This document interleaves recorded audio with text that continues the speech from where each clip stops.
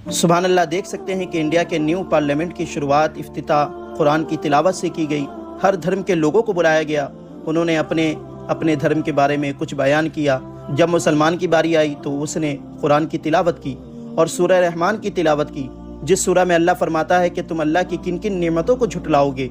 जब कुरान की तिलावत की गई तो वहाँ के लोगों का रिएक्शन देखने वाला था, क्योंकि कुरान की तिलावत मुसलमानों को हर धर्म से मुअज़्ज़ज़ बनाता है, आला बनाता है। तो आप भी सुने और इनका रिएक्शन देखें। बिस्मिल्लाहिर्रहमानिर्रहीम।